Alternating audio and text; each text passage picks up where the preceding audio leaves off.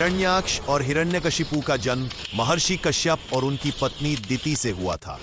दिति ने देवताओं से प्रतिशोध लेने के उद्देश्य से कठोर तप किया था।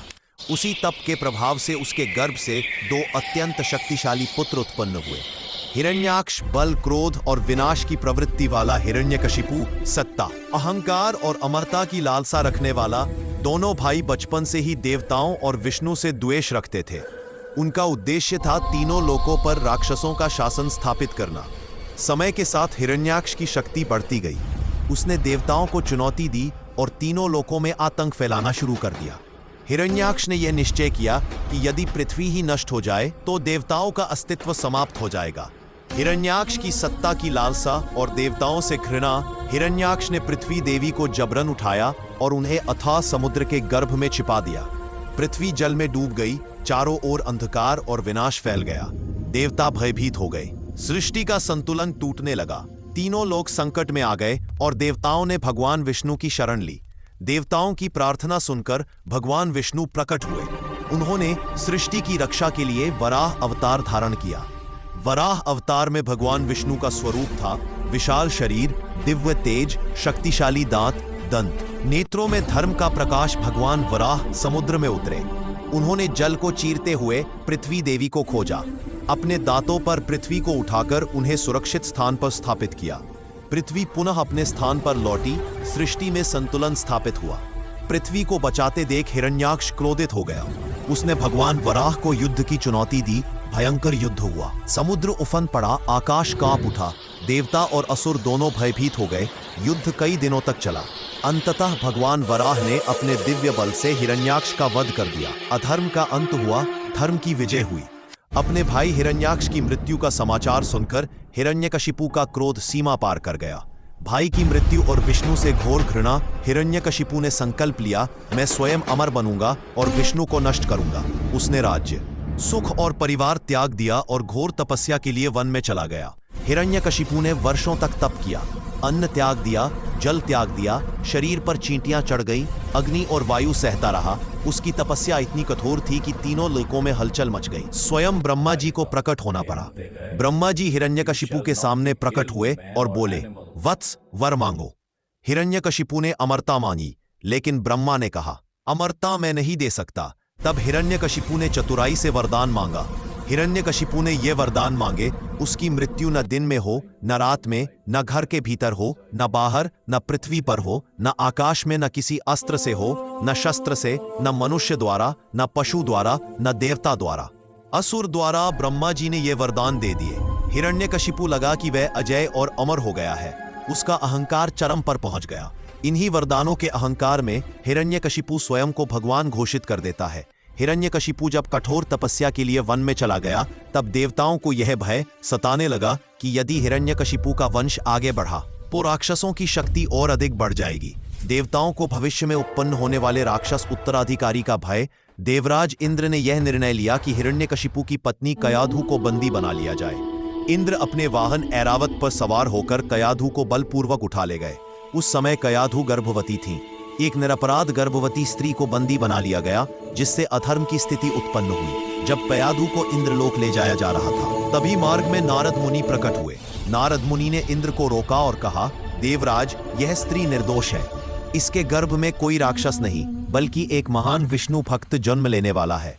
नारद मुनि ने इंद्र को समझाया कि गर्भस्थ शिशु को दंड देना अधर्म है। इंद्र ने कयाधु को मुक्त कर दिया और नारद मुनि को कयाधु की रक्षा का दायित्व सौंपा।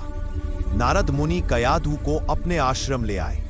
वहां कयाधु को शांति, सुरक्षा और सम्मान मिला।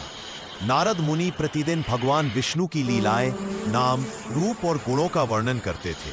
कयाधु ध्यानपूर्वक ये सब सुनती थी। उनके गर्भ में पल रहा शिशु भी इन कथाओं को सुन रहा था। गर्भस्थ शिशु के मन में भक्ति और धर्म के बीज पड़ने लगे। नारद मुनि ने कयाधु को विष्णु के दशावतार, धर्म की शक्ति और अहंकार के विनाश की कथाएं सुनाई। कयाधु के गर्भ में स्थित शिशु इन कथाओं से गहरे प्रभावित हुआ। वह शिशु क्रोध से दूर रहा, अहंकार से मुक्त रहा, केवल विष्णु में लीन रहा। गर्भ में ही उस बालक के आध्यात्मिक संस्कार पूर्ण रूप से विकसित हो गए। नारद मुनि के उपदेशों से गर्भस्थ बालक ने यह सीखा, भगवान विष्णु ही सर्वोच्च है। भक्ति से बड़ा कोई बल नहीं। धर्म सदैव अधर्म पर विजय पाता है। यह सब ज्ञान उस बालक ने जन्म से पहले ही आत्मसात कर लिया। यह बालक आगे चलकर प्रहलाद कहलाया, एक ऐसा भक्त जिसने बाल्यावस्था में ही संपूर्ण सृष्टि को भक्ति का मार्ग दिखाया। कुछ समय पश्चात नारद मुनि के आश्रम में कयाधु ने एक पुत्र को जन्म दिया। बालक के जन्म के समय वातावरण शांत था, आश्रम में दिव्यता थी। ऋषि मुनियों ने इसे शुभ संकेत माना। यह स्पष्ट हो गया कि यह बालक साधारण नहीं है। नारद मुनि ने कहा, यह बालक राक्षस कुल में जन्म लेकर भी विष्णु भक्ति का प्रकाश फैलाएगा। यही बालक आगे चलकर भक्त प्रहलाद के नाम से जाना गया। समय बीतने के साथ प्रहलाद बाल्यावस्था में प्रवेश करता है। हिरण्यकशिपु उसे राक्षसों के गुरुकुल में शिक्षा के लिए भेजता है। हिरण्यकशिपु चाहता था कि उसका पुत्र विष्णु भक्ति त्याग कर राज्य, शक्ति और अहंकार की शिक्षा ले। गुरुकुल में प्रहलाद को राजनीति, युद्ध और राक्षसी नीति सिखाई जाती है, परंतु उसका मन इन बातों में नहीं लगता। प्रहलाद का झुकाव केवल भगवान विष्णु की भक्ति की ओर रहता है। गुरुकुल में प्रहलाद के अनेक मित्र होते हैं। वे सभी राक्षस कुल से होते हुए भी प्रहलाद की शांति और विचारों से प्रभावित होते हैं। प्रहलाद अपने मित्रों को बताता रहे, भगवान विष्णु ही सच्चे रक्षक हैं। अहंकार से विनाश होता है, भक्ति से जीवन सफल होता है। प्रहलाद सरल शब्दों में धर्म और भक्ति का मार्ग समझाता है। उसके मित्र भी विष्णु भक्ति की ओर आकर्षित होने लगते हैं। गुरुकुल में भक्ति की चर्चा फैलने लगती है। जब यह बात हिरण्यकशिपु तक पहुंचती है कि उसका पुत्र गुरुकुल में विष्णु भक्ति फैला रहा है, तो वह अत्यंत क्रोधित हो उठता है। हिरण्यकशिपु स्वयं को भगवान मानता था और विष्णु के नाम से भी घृणा करता था। वह प्रहलाद को दरबार में बुलाकर डांटता है और आदेश देता है कि वह विष्णु का नाम लेना छोड़ दे। प्रहलाद शांत स्वर में कहता है, भगवान विष्णु ही सबके रक्षक है। हिरण्यकशिपु का क्रोध और बढ़ जाता है और वह प्रहलाद को मारने का निश्चय करता है। हिरण्यकशिपु अपने सैनिकों को आदेश देता है कि प्रहलाद को एक उग्र हाथी के सामने डाल दिया जाए। प्रहलाद को एक पत्थर की शिला पर खड़ा कर दिया जाता है। उग्र हाथी को उसकी ओर बढ़ाया जाता है। प्रहलाद भयभीत नहीं होता, वह मन ही मन विष्णु का स्मरण करता है। हाथी प्रहलाद के पास पहुंचकर रुक जाता है और उसे कोई हानि नहीं पहुंचाता।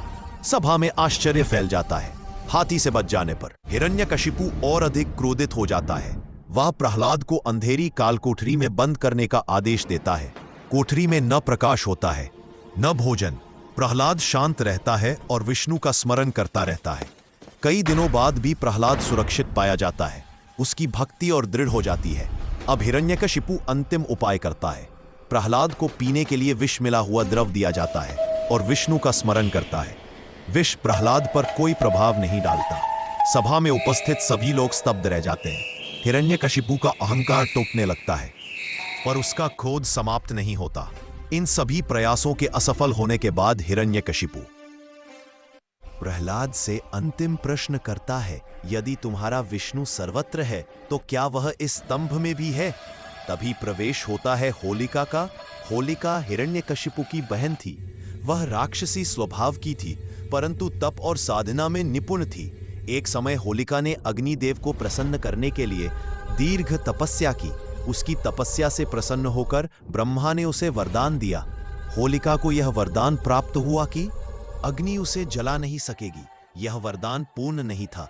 वरदान की शर्तें, यह शक्ति केवल उसकी स्वयं की रक्षा के लिए थी। इसका उपयोग अन्याय या निर्दोष को हानि पहुंचाने के लिए नहीं किया जा सकता था। यदि अहंकार या अधर्म के लिए प्रयोग किया गया तो वरदान निष्क्रिय हो जाएगा। यही से विनाश का बीज पड़ा।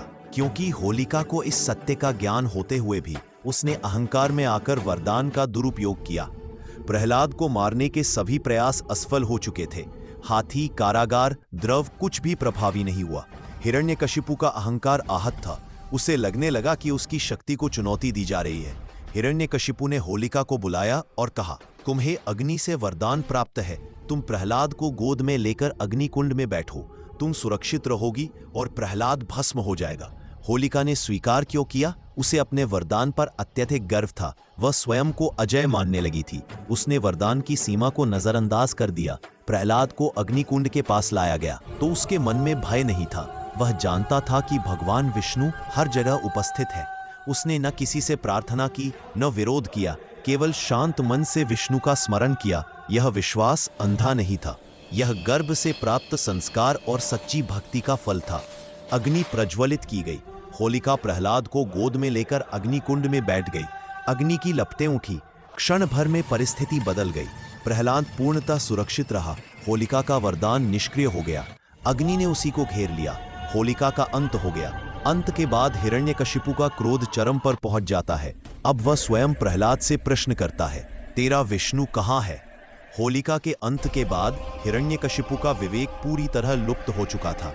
उसका क्रोध अब तर्क नहीं, केवल अहंकार से संचालित था। वह प्रहलाद के सामने खड़ा होकर गरा, यदि तेरा विष्णु सर्वत्र है तो क्या वह इस स्तंभ में भी है? प्रहलाद ने निर्भय होकर उत्तर दिया, हाँ पिता, भगवान विष्णु हर कण में विराजमान है।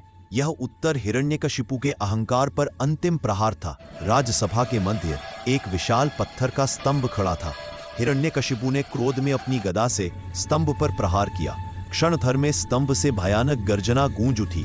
धरती कांपने लगी, आकाश विदीर्ण होने लगा, स्तंभ टूटने लगा और उसी क्षण अद्भुत, दिव्य और भयानक रूप प्रकट हुआ। स्तंभ से प्रकट हुए नर और सिंह के संयोग से बना रूप नरसिंह। न पूर्ण मनुष्य न पूर्ण पशु। नेत्र अग्नि समान, केश बिखरे हुए, नख वज्र के समान, गर्जना से दिशाएं कांप उठी। यह न क्रोध था न शांति, यह था धर्म का साक्षात रूप। हिरण्यकशिपु को यह भ्रम था कि वह अमर है।